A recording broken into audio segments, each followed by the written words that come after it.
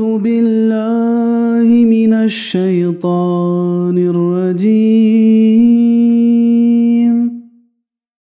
بسم الله الرحمن الرحيم. يا أيها الذين آمنوا كتب عليكم الصيام كما كتب على الذين من قبلكم لعلكم تتقون.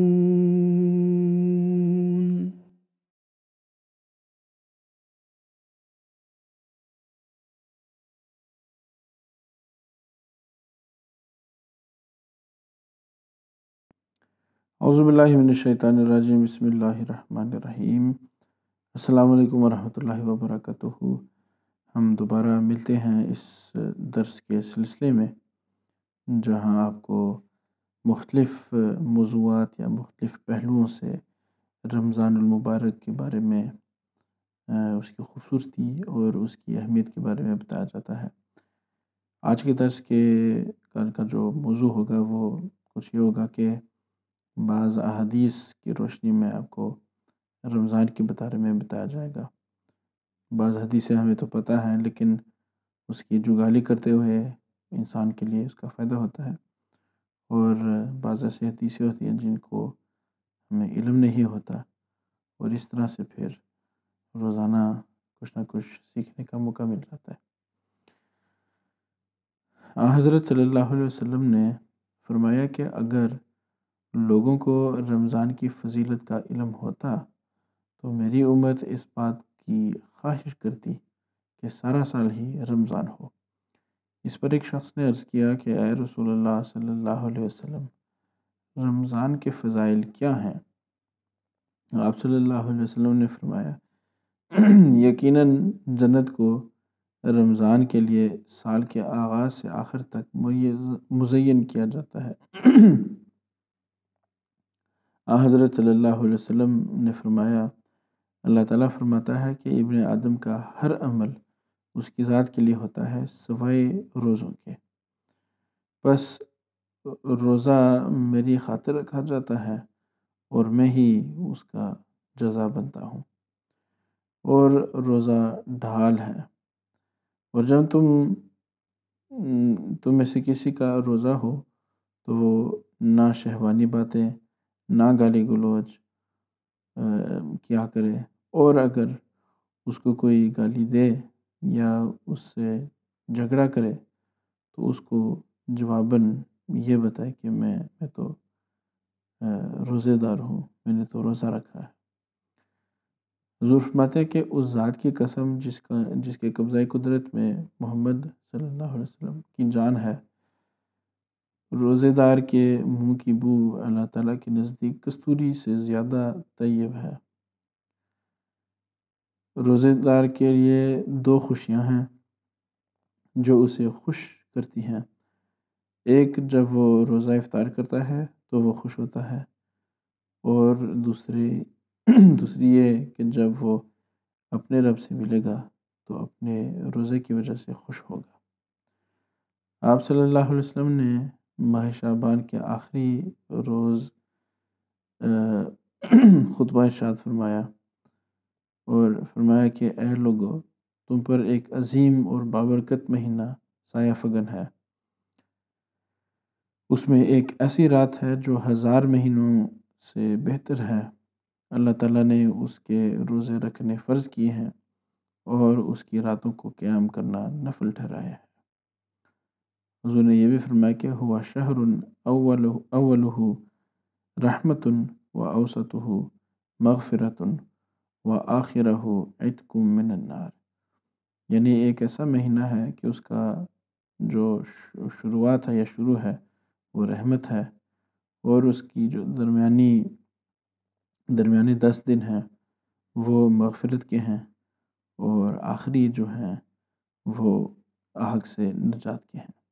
ایک اور روایت میں رسول اللہ صلی اللہ علیہ وسلم نے فرمایا کہ ابن آدم کے ہر عمل کا بدلہ 10 گنا سے 700 گنا تک بڑھایا جاتا ہے، لیکن خدا تعالیٰ فرماتا ہے کہ روزہ میرے لیے ہے، اس کے اجر میں خود دوں گا، اس کا اجر خود میں دوں گا، یعنی میں خود ہوں گا۔ اور یہ بھی اس کا یہ مطلب ہے کہ اس کے بدلے میں کوئی حد نہیں ہے بلکہ غیر محدود ہے۔ روزہ رکھنے والا اپنی خواہش اور اپنا کھانا میرے لیے چھوڑ دیتا ہے۔ روزے رکھنے والے کے لیے دو خوشیاں ہوتی ہیں، یعنی اس روایت میں بھی ہے کہ خوشی افطار کے وقت ہوتی ہے اور دوسری خوشی اپنے رب کی ملاقات کے وقت ہوتی ہے۔ اس روایت میں یہ بھی ہے کہ وہی بات جو کستوری اور خوشبو کی بات ہے کہ روزے کی جو کیونکہ معدہ خالی ہوتا ہے تو ایک قدرتی طور پر ایک بدبو پیدا ہو جاتی ہے۔ تو بہرحال اس بات سے یہ مراد نہیں ہے کہ اللہ تعالیٰ کو بدبو پسند ہے، بلکہ اس بدبو کی وجہ پسند ہے، اور اس کی وجہ یہ ہے کہ انسان اپنا کھانا اپنا پینا جو کہ عام دنوں میں اس کے لیے جائز ہوتا ہے وہ خالصتاً اللہ تعالیٰ کی وجہ سے یا اللہ تعالیٰ کے لیے وہ ترک کر دیتا ہے، جس کی وجہ سے وہ بو پیدا ہوتی ہے، اور اللہ تعالیٰ اس چیز کو پسند کرتا ہے جو انسان اس کی راہ میں یہ قربانی دیتا ہے۔ حضور نے یہ بھی فرمایا کہ لیس الشدید بالسرعۃ انما الشدید الذی یملک نفسہ عند الغضب، یعنی بہادر اس کو نہیں کہتے جو کشتی میں دوسرے کو گرا لے، بہادر وہ ہے جسے غصہ آئے تو وہ اس کو روک لے۔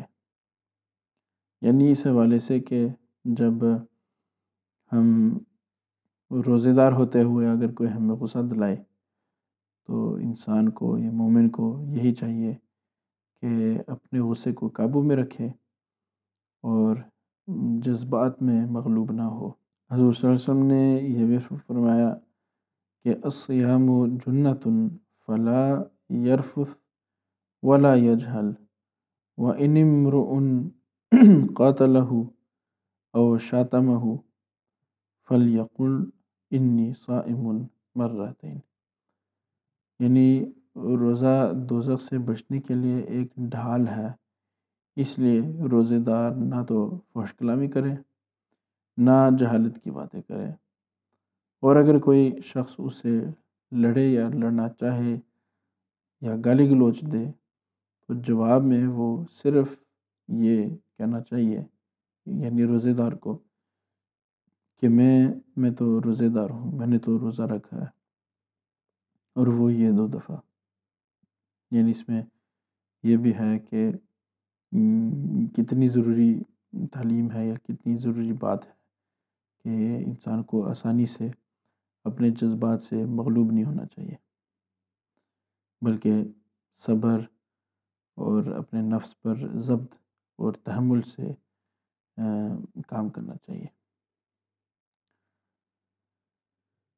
ایک اور روایت میں یہ لکھا ہے کہ الصیام نصف الصبر والصبر نصف الایام، یعنی روزہ تو آدھا صبر ہے اور صبر کرنا ایمان کا نصف حصہ ہے۔ سوری میں نے غلط پڑھا، نصف الایمان یہ ایامی نہیں ہے، یعنی ایمان کا آدھا حصہ۔ جو فضیلت ہے رمضان کی اس کے بارے میں بلکہ فضیلت تو اس کی یہ ہے کہ اللہ تعالیٰ نے اس ماہ میں قرآن مجید کا نزول فرمایا ہے۔ اس کے بارے میں حضور صلی اللہ علیہ وسلم نے فرمایا کہ میری امت کی سب سے افضل عبادت تلاوت قرآن ہے، افضل عبادت امتی قراءۃ القرآن۔ یہ عظیم کتاب جس کی تلاوت کی بے پناہ فضیلت ہے، رمضان المبارک کے بابرکت مہینے میں نازل ہوئی ہے، تو اس لحاظ سے قرآن کریم کو اور رمضان المبارک کو آپس میں ایک گہرا تعلق ہے۔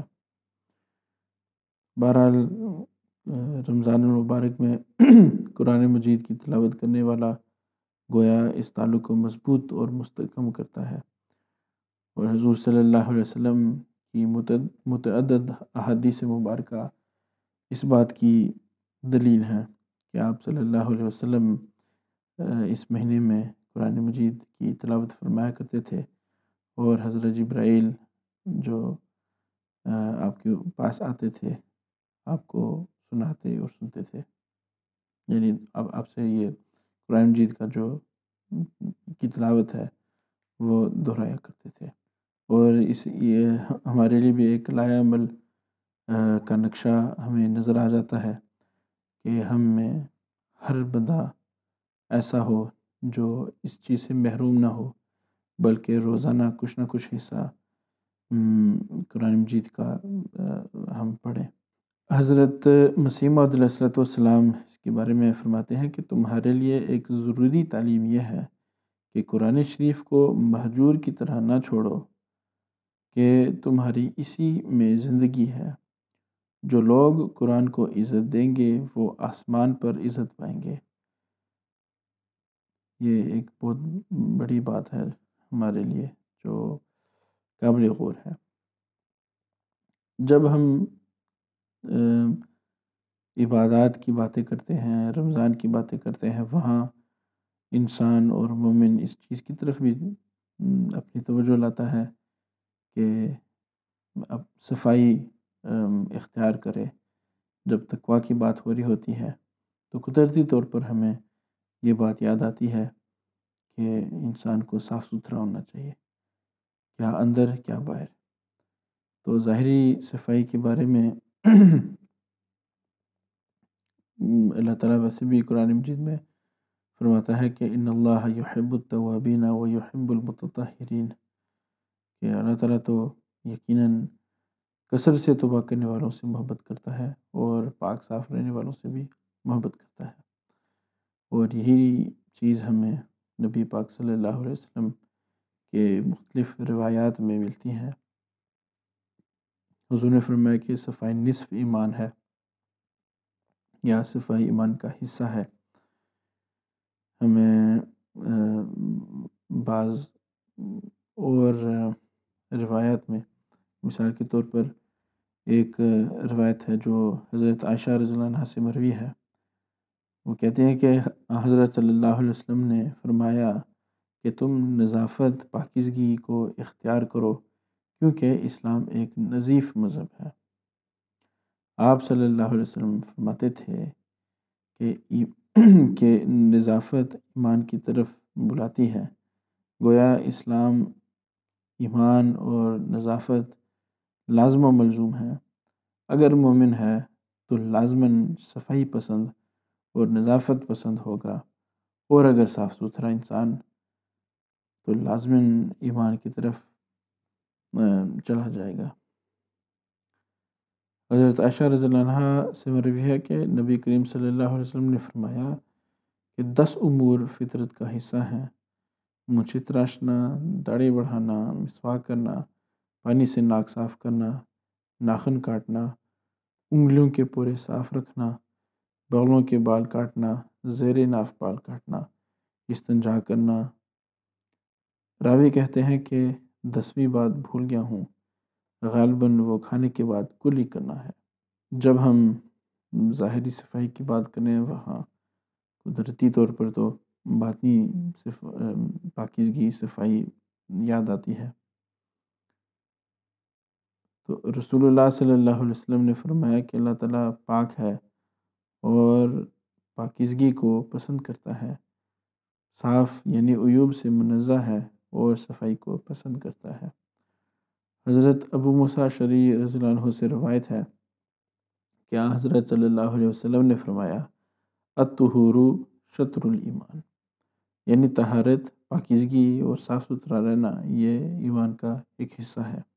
حضرت اقدس مسیح موعود علیہ السلام فرماتے ہیں سمجھنا چاہیے کہ صفائی ذہن بھی تو آخر تقویٰ سے ہی حاصل ہوتا ہے۔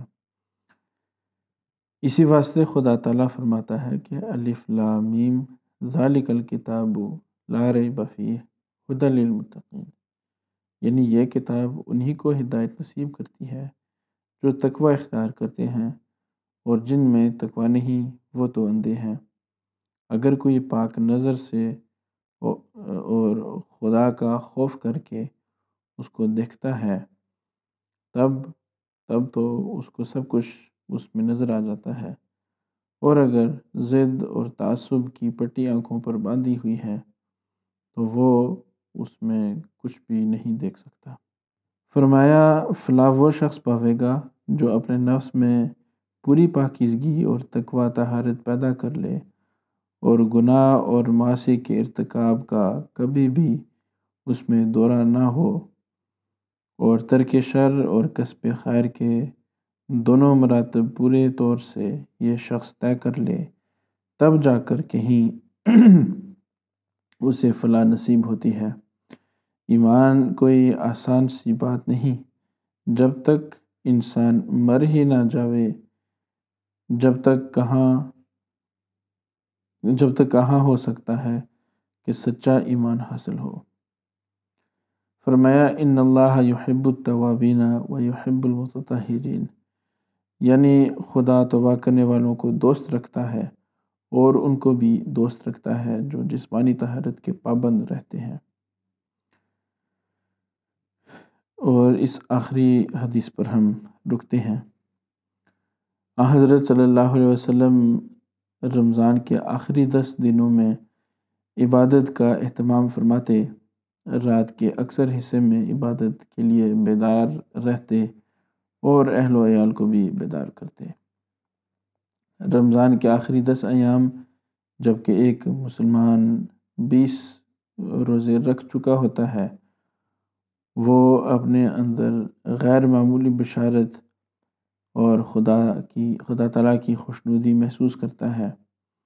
رمضان کے 30 دن سارے کے سارے ہی مبارک ہیں، مگر آخری 10 ایسے دن ہیں کہ فرزندان اسلام یہ محسوس کرتے ہیں کہ اب رمضان المبارک قریب الاختتام ہے، اور اس کے لیے کمی یا کوتاہی رہ گئی اگر تو اس کا ازالہ کیا جائے۔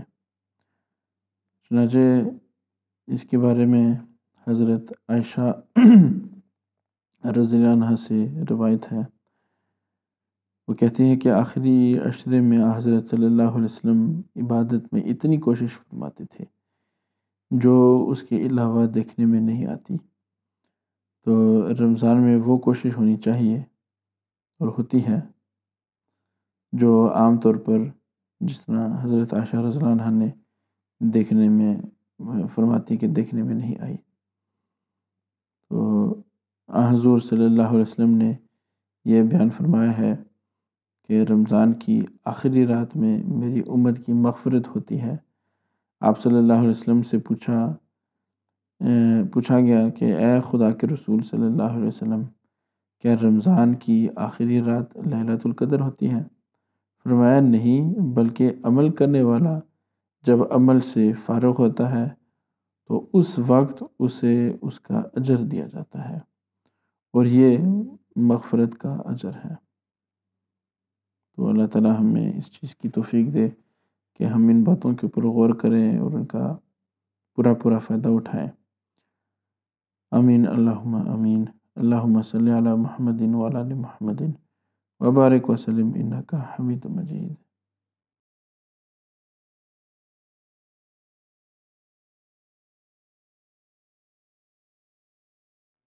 أعوذ بالله من الشيطان الرجيم.